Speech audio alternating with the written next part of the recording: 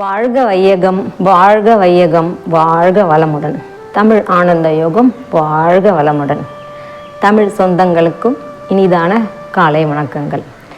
இன்றைக்கு நாம் குங்குமம் இயற்கை முறையில் எப்படி செய்யலாம் அப்படின்றத பற்றி இன்னைக்கு பார்க்க போகிறோம். நம்மோடு இணைந்திருப்பவர் திரு கார்த்திகேயன் அவர்கள். இவர் இயற்கை சார்ந்த வாழ்வியலுக்காக அடியெடுத்து வைத்துள்ளார். நாம் 50-60 வயதுகளில் தான் இயற்கையை தேடி நாம் செல்வோம். ஆனால் இவர் 25 வயதிலே இயற்கையாக ஒன்றி வாழ்வது எப்படின்னு பல விஷயங்கள் அறிஞ்சு வச்சிருக்காரு. இயற்கை முறையில் நம்ம அன்றாட நமக்கு தேவையான பொருட்களை செய்வதில் இவர் கைதேர்ந்தவர். அவர் இன்று குங்குமம் செய்வது எப்படி என்பதை விளக்க உள்ளார். முறையில் குங்குமம் தயாரிக்க தேவையான பொருட்கள் என்னன்னு பார்க்கலாம். அதுக்கு முக்கியமான பொருள் இது மஞ்சள். இது இயற்கை முறையில் மஞ்சள் உரம் போடாமல் செய்த மஞ்சளுடைய தூள். இது ஒரு 300 கிராம் எடுத்துக்கலாம். இது வெண்காரம் வெளிநாடுகளில் ஏரிகள், அந்த லேக், இதெல்லாம் அங்கே கிடைக்கும் இந்த பொருள். இது நம்ம நாட்டு மருந்து கடையில் கேட்டோம்னா கிடைக்கும். இந்த வெண்காரம் பொடி பண்ணி வச்சுருக்கோம். இது ஒரு 25 கிராம் வெண்காரம் பொடி. அடுத்தது நம்ம ஊர்லேயே கிடைக்கக்கூடிய ஸ்படிகம். இதையும் பொடி பண்ணி வச்சுருக்கோம். இது ஒரு 50 கிராம் தேவையானது இருக்கும். அடுத்தது எலுமிச்சம்பழம் இது எல்லாத்தையும் செய்கிறதுக்கு உண்டான எலுமிச்சம்பழம் ஒரு 10 கிட்டக்க வச்சுக்கலாம். இதை நம்ம பிழிஞ்சு எடுத்துட்டு சாறு மட்டும் தான் உபயோகம் பண்ண போகிறோம். அடுத்தது இது சிப்பி சுண்ணாம்பு தண்ணி. இது எப்படி கிடைக்கும்னா, இது கடல்லேருந்து எடுக்கப்பட்ட சிப்பி. இதை வீட்டில் நம்ம குடிக்கிற தண்ணியோ இல்லை மழை தண்ணியோ எதில் வேணாலும் முன்னாள் ராத்திரி இதை தண்ணியில் போட்டு ஊற வச்சுக்கலாம். இதுவும் இந்த தயாரிக்கிறதுக்கு தேவையான பொருள். அடுத்தது இது தாழம்பூ எல்லாருக்கும் கிடைக்கும். நம்ம பார்த்துருப்போம், மார்க்கெட்டில் போகணுன்னா கிடைக்கும். இந்த தாழம்பூவும் இதை உள்ளே இருக்கிற அந்த பூவை மட்டும் எடுத்து மிக்சியில் நல்லா அடிச்சுட்டு வடிகட்டி அந்த சாறு மட்டும்தான் இதுக்கு உபயோகப்படுத்த போகிறோம். இப்போ இது எல்லாத்தையும் கலந்து செய்கிறதுக்கு ஒரு பானை தேவைப்படும். இந்த பானை இது புதுசான பானை வாங்கிட்டு 2 நாள் தண்ணியில் ஊற வைக்கணும். அதுக்கப்புறம் மறுபடியும் 2 நாள் வெயிலில் காய வச்சுருந்தோம்னா இந்த பானை குங்குமம் தயாராக்க இது ரெடி ஆயிடுச்சுன்னு அர்த்தம்.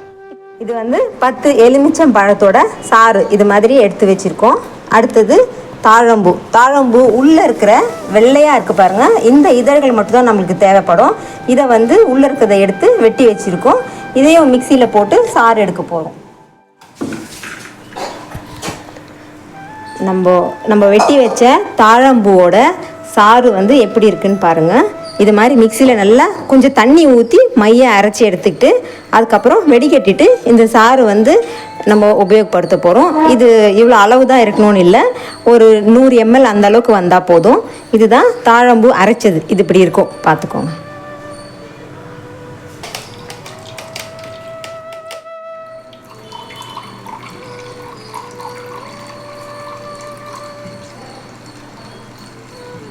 மியூசிக் போடுறது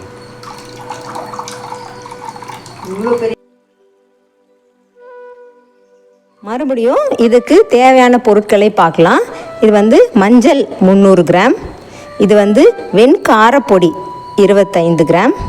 இது படிகாரம் 50 கிராம். இது 10 எலுமிச்சை சாறு நம்ம பிழிஞ்சு எடுத்துக்கிட்டோம். இது தாழம்பூவோட சாறு, அந்த உள்ளே இருக்கிற வெள்ளை பகுதியை மட்டும் மிக்சியில் போட்டு நல்லா வடிகட்டி எடுத்துருக்கோம். அப்புறம் இது சிப்பி சுண்ணாம்பு தண்ணி. இது ஏற்கனவே சொல்லிட்டேன். முன்னாள் ராத்திரி தண்ணியில் ஊற வச்சுட்டு மறுநாள் காலையில் இப்போ இன்றைக்கி செய்ய போகிறோம்.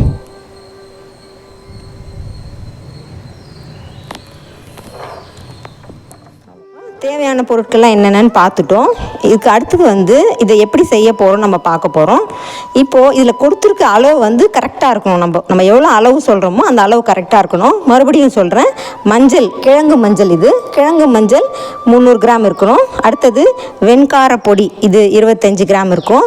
அடுத்தது படிகாரம், இது கரெக்டாக 50 கிராம் இருக்கணும். இப்போது இது எல்லாத்தையும் ஒரு 1 by 1 பானையில் போட்டு நம்ம குங்குமம் தயாரிக்க போகிறோம். இப்போது இது செய்முறை எப்படின்னு பார்ப்போம். முதல் மஞ்சள் போடுறாங்க உள்ள. இந்த குங்குமம் வந்து நம்ம செஞ்சு வச்சுக்கிட்டோம்னா லேடிஸ்க்கு வந்து காலையில் முகம் அலம்பிட்டோ குளிச்சிட்டோ முதல் வைக்கக்கூடிய பொருள் குங்குமம் தான் இருக்கும். அது இயற்கை முறையில் தயாரித்து அது நெத்தியில் வைக்கும்போது இந்த வாசனையே வந்து நமக்கு ஒரு புத்துணர்ச்சி தரும்.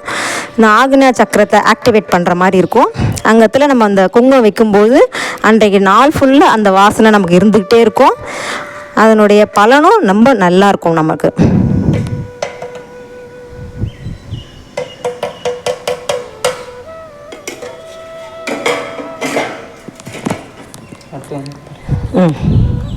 அடுத்தது வந்து போடுறீங்க சொல்கிறீங்களா? அடுத்தது படிகாரம் இதில் கலந்துக்கிறோம். கரெக்டாக நம்ம மெஷர்மெண்ட் வச்சுருக்கிறதால அப்படியே கொட்டிட்டோம் உள்ள. அடுத்தது வந்து வெண்காரப்பொடி அதையும் கலந்துக்கிறோம்.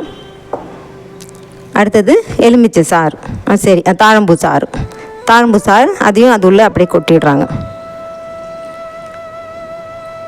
தாழம்பூ வந்து வாசனைக்கு தான், அதில் வந்து நம்ம தண்ணி இவ்வளோ இருக்கணும் அவ்வளோ இருக்கணும்னு இல்லை, வாசனைக்கு தான் அந்த தாழம்பூ. அடுத்தது எலுமிச்சை சாறும் அதையும் உள்ளே கலந்துட்டாங்க.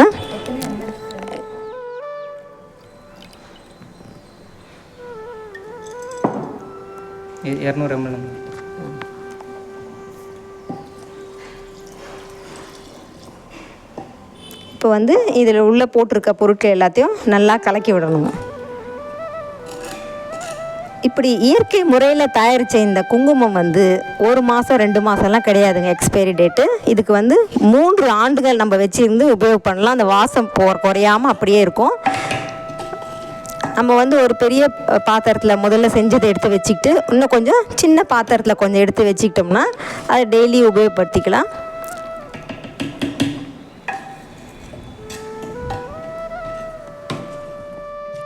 நம்ம தேவையான பொருட்கள்லாம் உள்ளே போட்டு கலந்தாச்சு. கலந்த பிறகு எப்படி இருக்குன்னு பார்த்தீங்களா? பாருங்க, இந்த பக்குவத்தில் இருக்கும். இது மாதிரி ஒரு கட்டி இல்லாத அளவுக்கு நல்லா பொறுமையாக நிதானமாக கலக்கணும். பானை உடஞ்சிரும் இல்லைன்னா வேகமாக கலக்குனீங்கன்னா. இது மாதிரி போட்டு கலந்து வச்சுக்கலாம். ரெடிப்பா. இந்த பானையில் காற்று போகாமல் இருக்கிறதுக்காக நம்ம சீல் பண்ணுறோம். இந்த மாதிரி களிமண்ணை உருட்டிட்டு அந்த விளிம்பில் வச்சு நல்லா ப்ரெஸ் பண்ணி விட்டுட்டோம்னா காற்று உள்ளே போகாமல் இருக்கும்.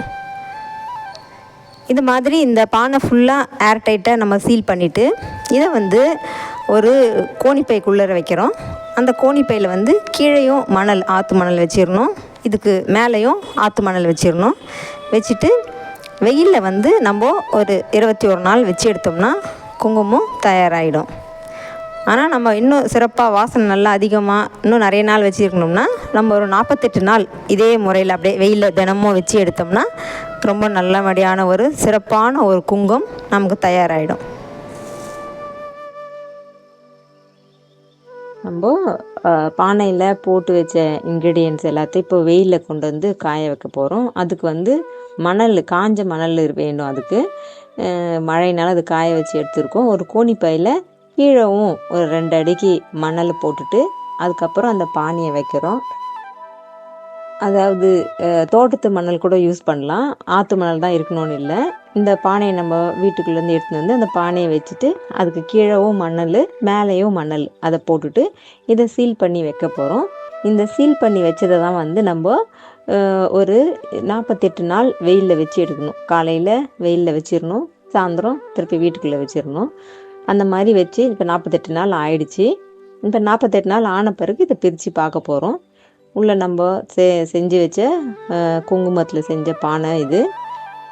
இப்போ அது உள்ள தூசு இந்த மணல்லாம் கொட்டாத அளவுக்கு கொஞ்சம் ஜாக்கிரதையாக எடுக்கணும். நம்ம மேலே இருக்க மணல்லாம் தள்ளிட்டு அதுக்கப்புறம் உள்ளே வந்து இந்த இயற்கை முறையில் தயாரித்த குங்குமம் எப்படி இருக்குன்றதை நம்ம பார்க்கலாம்.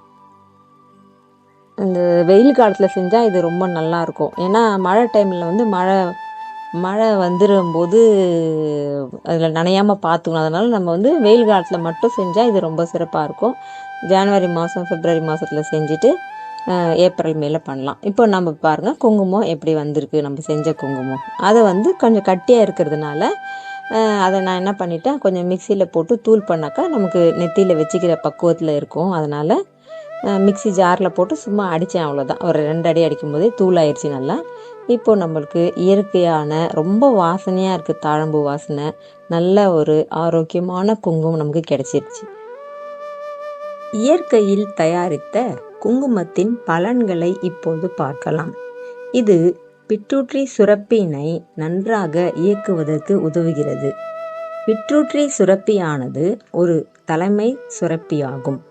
அதாவது நமது உடலில் உள்ள அனைத்து சுரப்பிகளையும் சரியான முறையில் இயக்கக்கூடியதாகும். தினமும் இந்த இயற்கை முறையில் தயாரித்த குங்குமத்தை உபயோகிக்கும் பொழுது அது பிட்யூட்டரி சுரப்பியினை தூய்மை செய்யும். ஆக்னா சக்கரம் அமைந்துள்ள நெற்றிக்கண் பகுதியினை இது தூண்டுவதால் விழிப்புணர்வுடன் இருப்பதற்கு உதவுகிறது. மனம் ஒரு விழிப்புணர்வுடன் செயல்படுவதால் நாம் நிகழ்காலத்தில் வாழ்வதற்கான தன்மை கிடைக்கிறது. தீக்காயங்களுக்கும் இந்த குங்குமம் பயன்படுத்தலாம்.